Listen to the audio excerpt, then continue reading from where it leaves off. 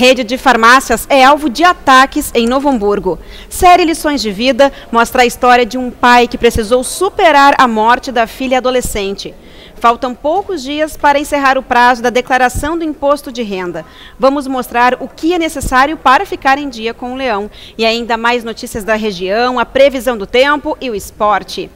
A partir de agora, você vai ficar atualizado com os principais fatos do dia, que são destaque na edição impressa e no site do jornal NH, desta segunda-feira, 14 de abril. Está começando o NH ao vivo. Fique com a gente.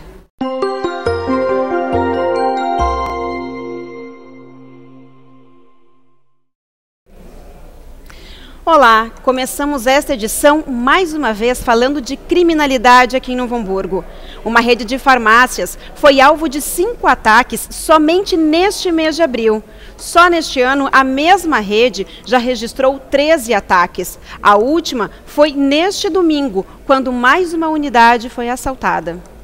A unidade de uma rede de farmácias foi alvo de assaltantes na manhã de domingo, na rua Vitor Hugo Kunz, em Hamburgo Velho. As imagens mostram a ação da dupla, que entra no estabelecimento anunciando o assalto. Somente em abril, unidades da mesma rede de farmácias já foram alvo de 5 ataques. As imagens podem auxiliar a Polícia Civil a identificar os criminosos. Outro tipo de crime que acontece em Novo Hamburgo é a ação dos guardadores de carros, mais conhecidos como flanelinhas. A edição impressa do jornal NH desta terça-feira vai mostrar que só nos 3 primeiros meses do ano, a Guarda Municipal já registrou mais de 10 ocorrências.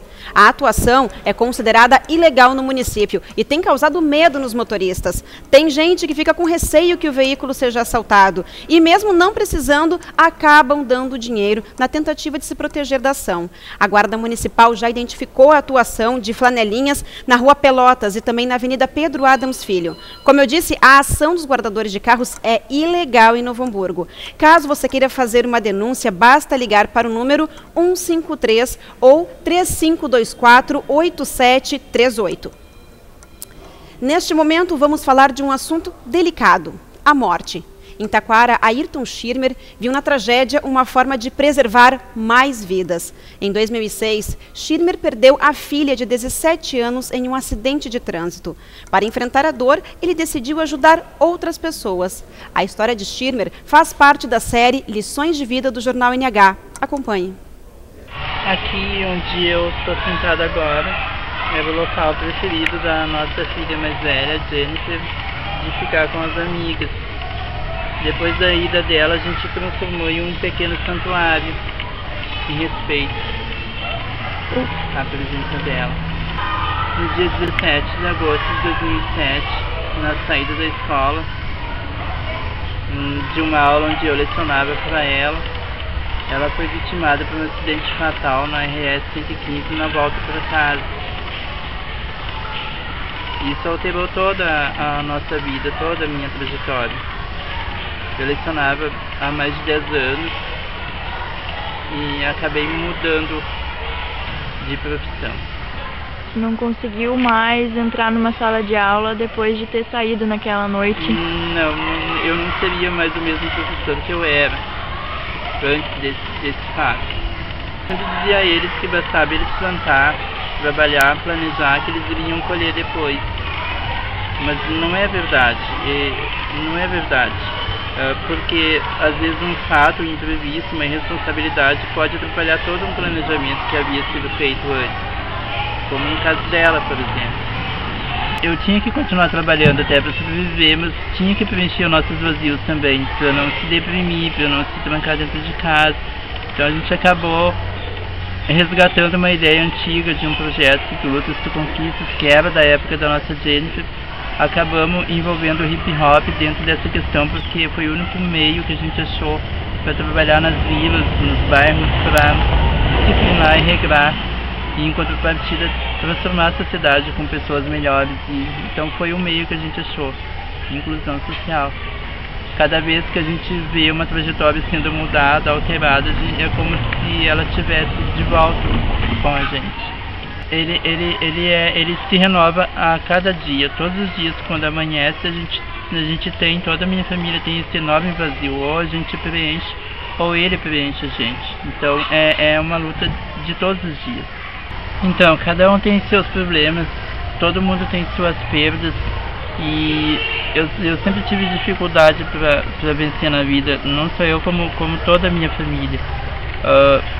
O recado que eu deixo é que todos os dias a gente tem que acumular créditos, multiplicar ações de bem, fazer o bem, porque se um dia houver o outro lado, a gente vai ter créditos bônus para poder buscar respostas que não são respondidas e para preencher os vazios, em contrapartida mudando pequenas trajetórias. Só uma correção, a filha de Schirmer, ela tinha 16 anos quando faleceu em 17 de agosto de 2006, e não 17 anos como eu comentei anteriormente. E é realmente uma lição de vida, né? Nesta terça-feira você vai poder acompanhar a história de Schirmer nas edições impressa e digital do Jornal NH. A reportagem em vídeo você pode rever aqui no site. Noções de salvamento, primeiros socorros e prevenção de incêndios são conhecimentos que podem evitar desastres perigosos e até salvar vidas.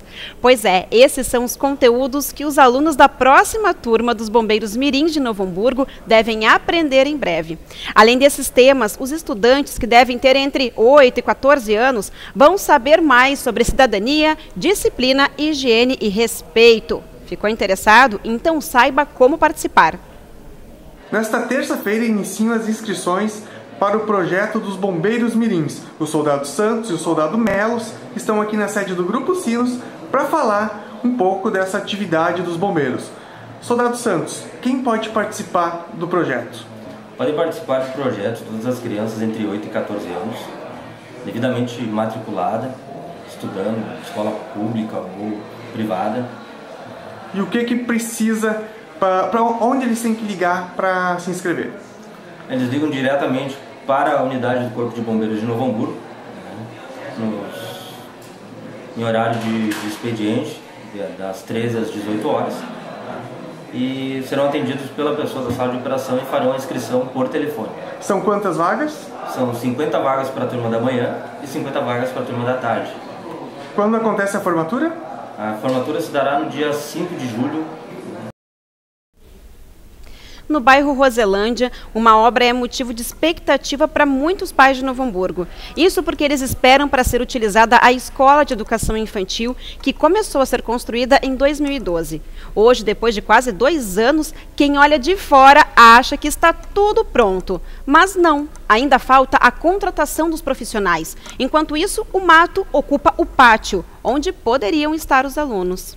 No lugar das crianças, mato, muito mato. A Escola Municipal de Educação Infantil, construída na rua Rosenelf, bairro Roselândia, em Novo Hamburgo, tem um aspecto de um prédio abandonado, sem sequer ter sido inaugurada. Os moradores reclamam pelo fato de precisarem pagar uma escola particular aos filhos, tendo uma ao lado de casa aparentemente pronta.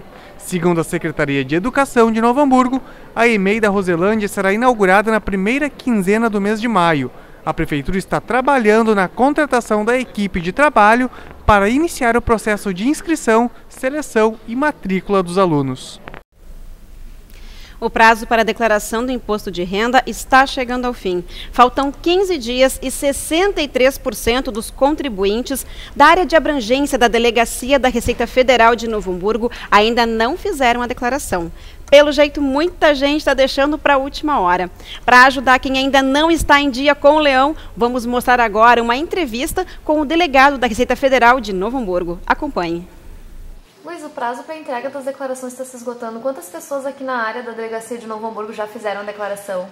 São um pouco mais de 102 mil pessoas, 37% dos contribuintes que entregaram, ou seja, 60% dos contribuintes ainda não fizeram a sua declaração. E quais são os principais cuidados na hora de fazer a declaração para evitar cair na malha fina? Olha, a gente fez um comparativo ano passado, mais da metade dos contribuintes que tiveram problema com a malha foi divergência em relação aos rendimentos. Ou não informaram rendimentos, inclusive dos seus dependentes que estão na declaração, deixaram de informar rendas, ou informaram essas rendas de forma divergente com o que a fonte pagadora nos informou. Então, muita atenção com relação aos rendimentos, né, tanto ao valor, e não esquecer nenhuma fonte de renda. E quais são as principais dicas para fazer o sistema? Ele é bem prático, né? O sistema é muito intuitivo, muito fácil. Esse ano ele até tem uma novidade que ele já traz alguns dados que estão à disposição do fisco, já traz os dados que foram apresentados no ano passado, então ele é um facilitador do preenchimento, ele é muito fácil. A maior dificuldade que a gente vê é realmente na hora de sentar e preencher, ter toda a documentação necessária. Mas com a documentação em mãos, com os dados em mãos, é muito simples, em 20, 30 minutos a declaração está feita. E por que é importante fazer a declaração dentro do prazo? Bom, fora do prazo, passado o prazo, o contribuinte tem vários prejuízos. O primeiro fica devendo uma multa, né, de no mínimo R$ 165 pelo atraso na entrega da declaração, mas ela pode ser maior, pode ser até 1% do valor do imposto devido. Segundo, é que não fazendo declaração pode deixar de pagar a cota única ou a primeira cota do imposto, e essa cota passa a ser devida com juros e multa. Né? E também ele já de imediato ele entra para o final da fila para restituição, no caso da restituição. Então assim, são prejuízos que o contribuinte não precisa ter. E tem alguns dos municípios da área da delegacia aqui de Novo Hamburgo que já está mais adiantado? Nós temos alguns municípios pequenos, né? Eu tenho o caso assim, por exemplo, Vale Real, que mais da metade dos contribuintes, né? São poucos contribuintes, mas mais da metade já entregaram a declaração. O restante está nessa média entre 35% e 38%. Que também segue a média nacional e do Estado, né? Que também segue a média nacional em torno de 37%, no Estado 35,5%. Está bem parelho a entrega da declaração. Bom, e o recomendado é que o pessoal faça isso quanto antes, né? Isso, não deixe para a última hora, né? A estrutura da Receita está montada para receber as declarações de final do ano, mas é bom assim para não ter dúvida, não ter problema, não deixe para o último dia. Parece que o friozinho veio para ficar. Hoje as temperaturas já foram típicas de outono. Algumas localidades registraram geada. Vamos saber como fica o tempo nesta terça-feira com Laura Pífero. Olá, a terça-feira será marcada pelo tempo parcialmente nublado com possibilidade de geada nos campos acima da serra. Nas demais regiões, o tempo fica claro, com sol e pouca possibilidade de névoa. As temperaturas podem chegar de 4 ou até 27 graus em algumas regiões. As imagens de satélite mostram que não há nuvens sobre o estado. No Vale dos Sinos, haverá sol na maior parte desta terça-feira. A mínima será de 12 e a máxima de 24 graus.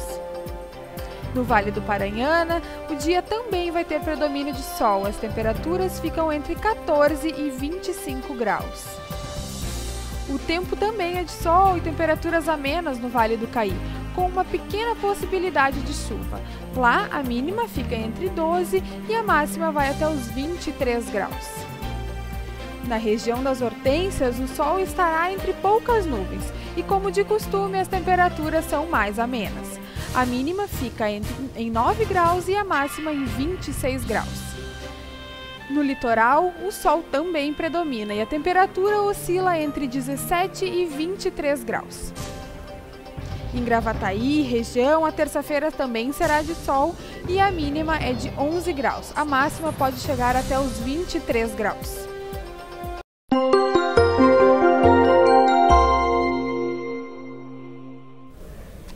E vamos falar de esporte com o André Heck.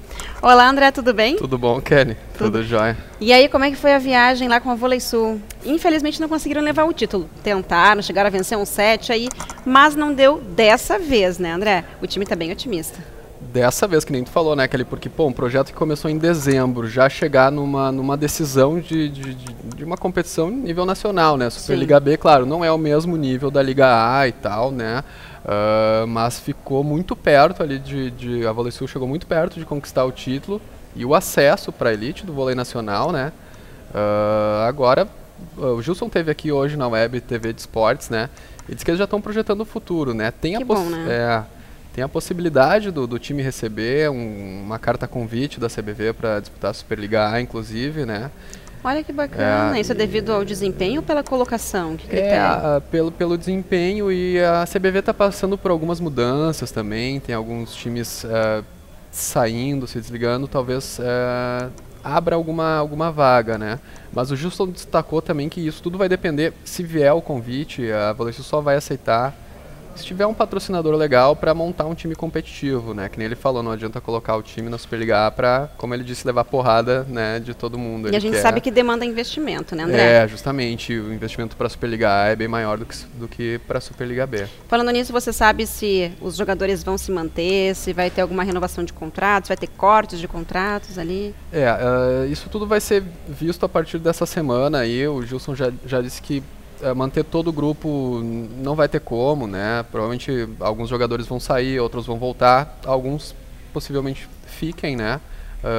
Mas essas definições o pessoal vai trabalhar a partir dessa semana agora e das próximas semanas. Tomara que venham mais patrocinadores, né, André? Que a gente sabe que isso é decisivo também. Com certeza. E com os patrocínios ali talvez se mantenham os jogadores, daqui a pouco vem até mais. Enfim, a gente sabe que é um grupo que ficou muito marcado pela união, né? O próprio Gilson Mondipelão, ele acabou destacando isso, que a união acabou levando eles longe também.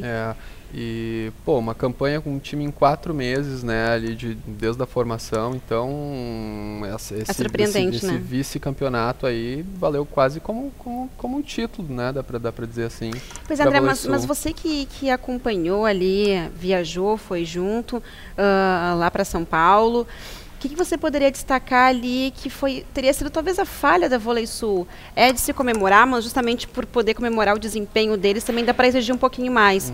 O que você acredita ali que tenha acontecido para eles não terem garantido o título? Eu acho que durante a partida, a VôleiSul cometeu alguns erros bobos, como a gente diz, assim, né? Alguns erros de saque, algumas bolas que o pessoal olhou ali, fez aquele golpe de vista, como se diz, a bola vai fora e caiu dentro. Alguns erros assim, talvez por influência pela pressão da torcida, porque o ginásio é pequeno, estava lotado. Estava lotado, eu assisti de casa também. E os atletas me disseram, não, a gente não sente a torcida e tal, mas influencia, eu acho que um pouquinho não tem como não sentir, porque a torcida fez muito barulho, assim. Mas enfim, o jogo foi ponto a ponto ali, né, Kelly, no último set, só que teve ali uma diferençazinha um pouquinho maior no placar, mas foi ponto a ponto, assim, foi bem disputado o jogo, tá de parabéns aí a VôleiSul. Com certeza, acho que a colocação ela deve ser comemorada, na verdade, né, André? Seguindo adiante, então, falando rapidamente de Grêmio e Inter, já que Inter saiu ali campeão gaúcho, enfim, mais uma vez, né? Tetra pro Inter. Por vezes consecutivas, exatamente. Isso, Pô, num Grenal aí que acho que ninguém esperava um placar tão elástico, né? Acho que isso aí foi a grande surpresa.